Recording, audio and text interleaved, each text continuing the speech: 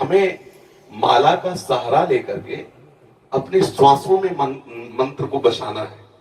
फिर ऐसे अनुराग से युक्त हो जाना है कि जैसे हम श्वास के बिना जी नहीं सकते, ऐसे हम राधा के बिना न जी सके। बात यहाँ पहुंचनी, ये कम वो तो मतलब बहिर्मुख वृत्ति में, फिर इसका धीरे धीरे हम अभ्यास अंतर्मुखता के करते हैं। जब अंतर्मुख वृत्ति हो जाती है तो सही मानना, माला उठाने की इच्छा नहीं होती, सही मानना। और जहां एक माला ऐसे करो तो विक्षेप सा लगता है, जिनका प्रवेश है वो समझते होंगे। जैसे आप बैठे हो, प्रतिपल मंत्र का ध्यान हो रहा, आप ध्यान पूर्वक डूब रहे हो, अब उसमें प्रत्येक गुरिया सकलाना, उसको सुमेरवाने पर गिनती किस लिए सकलाना, ये सब बाधा सी लगती है।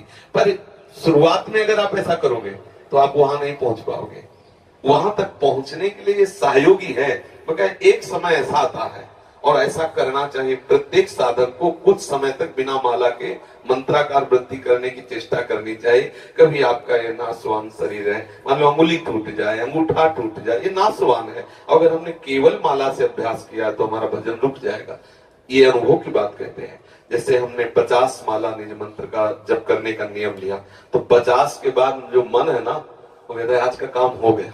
वो अंदर से कहता है आज का काम हो गया, मतलब वो उस समय सावधानी से अलग होने लगता है। और जब हमें प्रतिपल उसका, अच्छा, जब हमारे हाथ में माला नहीं होगी तो हमें मंत्र चलाने में मुश्किल पड़ेगा और लगेगा माला चाहिए, क्योंकि अभ्यास आपने किया है। कई तरह का अभ्यास करके इसको मन को फंसाना चाहिए। जैसे मानो माला ही है तो हमें गिनती की जरूरत थोड़ी, अरे माला चल तो रहा है, माला ही तो चल रहा है, अब बिल्कुल न गुरिया है न माला है। अरे इसको फंसाना ही तो है मन को, राधे श्याम राधे श्याम राधे श्याम।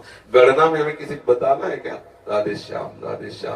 फिर धीरे धीरे इसको भी बंद कर दिया। आज्ञा चक्र में हम लिखते जाते हैं, बार बार नाम लिख रहे हैं।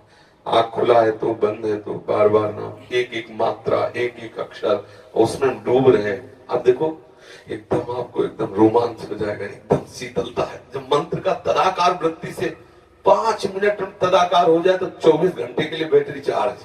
आप समझ लीजिए, ये मतलब अनुभव की 5 मिनट अगर डूब गए मंत्राकार वृत्ति में, कुछ याद नहीं रहा बाहर, तो 24 घंटे के लिए ऐसा आनंद दे देगा कि मंत्र अपने आप चलने लगेगा। अभी क्या होता है कि अंगुली में माला, जिह्वा पे नाम और वृत्ति बाहर, ये प्रारंभिक दशा में आवश्यक है। क्योंकि अगर हम प्रारंभिक दशा में केवल उसके ऊपर छोड़ देंगे तो विषयी मन वो कल्पना में फंसा देगा, नाम छूट जाएगा। प्रारंभिक दशा में बहुत सहयोगी माला है, माला भगवत स्वरूप है, पर एक स्थिति ऐसी आनी चाहिए कि हम बिना माला के भी भगवान नाम में, प्रियाजू के नाम में, प्रियाजू के रूप में हम डूबे। ये प्रेम रस की वृत्ति आने के लिए थोड़ा सहयोगी है, लेकिन पूरी वृत्ति माला में ही केवल ना लगा दे। ये तो देखा गया है, अंगूठा दर्द करने लगा, अंगूठे में चोट लग गई तो बहुत विक्षिप्त है, भजन नहीं हो रहा। हमें ऐसी कमजोर स्थिति नहीं रखनी। जब हम गुरु कृपा से इस मार्ग में प्रारंभ में आए तो ये गुरुजनों से सुनने को मिला कि जितना जितना नाम जप करोगे रूप का प्रकाश होगा। तो लोभ गुरु के वचनों से जागृत हो गया। तो जो पूर्व में सदगुरुदेव भगवान थे, बड़े जप प्रधान महापुरुष थे, सन्यासी थे, पर बहुत प्रणव जप प्रधान थे। रात्रि के 2 बजे हम जैसे उठते तो देखते जप में बैठे हैं, और दिन में जैसे विश्राम करते तो टहलते हुए आ जाए, उठ बैठ। महाराज जी भी विश्राम कर रहे थे इसलिए लेट गए थे। नहीं, किसान को देखो, वो जंगलों में जैसे गंगा किनारे था ना, कहते किसान को देखो हल जोत रहा, एक अन्न प्राप्त करने के लिए वो विश्राम नहीं कर रहा और गया हल जोतने। तुम बाबा जी बनना चाहते हो इस समय पढ़े, चलो बैठो। और जब की और फिर उनके वचनों से लोभ हुआ कि नाम जब से, मंत्र जब से प्रभु का रूप आने लगता है तो कहीं ना कहीं आकर्षण तो होता है, तभी इस मार्ग में कोई कदम रखता है। अब उसको अब अगर कोई चू भी बोले तो विक्षेप पड़े। फिर सदगुरुदेव भगवान से कहा कि कहीं कुछ बज रहा है, कहीं कोई बोल रहा है, कहीं कोई आवाज आ रही तो मन बहुत विक्षेप, तो उनका इस पर सुधार करना है। हमें कहीं विक्षिप्त नहीं होना, कहीं उस संगीत आदि बज रहा तो एकदम विक्षेप होता। फिर हम साउंड पे खड़े होकर भजन शुरू किया। जैसे हम ब्रह्मांड में कहीं गाना चल रहा तो वहीं खड़े हो गए, बार बार वृत्ति, मंत्राकार वृत्ति टूटने न पाए। थोड़ी देर परेशानी होती, फिर धीरे धीरे टीवी चल रही, बैठे मंत्राकार वृत्ति। उसका चित्र आकर्षित न कर पाए, उसका शब्द आकर्षित न कर पाए, पर समाज है वो हल्ला मचा, खड़े हो गए बाजार में थोड़ी देर, मंत्राकार होते धीरे धीरे धीरे सब जगह पास हो गए। ये जैसे ट्रेनिंग दी जाती है ना, देखो जवान की, बिना युद्ध के वो सैकड़ों गोलियां बरसाता रहता, क्योंकि उसको अभ्यास चाहिए ना। तो हमको भी तो युद्ध करना है, न जाने कितनी प्रतिकूलता है कि कोई गाली बक रहा है, कोई समाज की भीड़ है, कोई मनोरंजन के गाने गाए जा रहे हैं, कहीं कोई कुछ तो हम हर लुभावने और भयावने दोनों स्थिति में नाम को ऐसा दृढ़ कर ले, किसी भी स्थिति में नाम ना।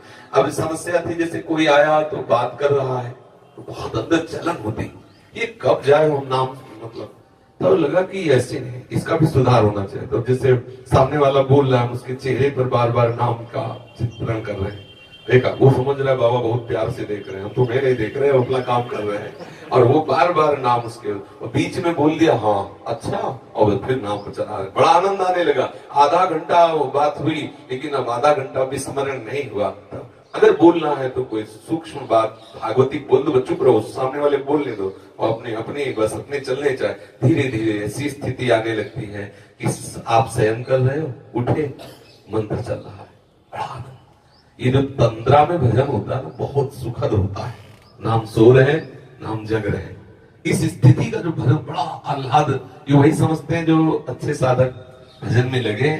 एक स्थिति होती है, न सो रहे न जग रहे, चेतना भी है और बाहर की चेतना भी नहीं, मंत्राकार वृत्ति है या भागवती चिंतन में एकदम डूबा हुआ है। तभी संत जन प्राय कई कई घंटे पड़े हैं, लेकिन उनको नींद में थोड़ी हो, संत सोता नहीं है, जो भागवतिक महाप्रभु सोते नहीं है, उनका हृदय निरंतर भजन परायण रहता है। आंख मुंदी हुई, हो सकता है तुम्हें लगे कि सो रहे, लेकिन वो सो नहीं रहे।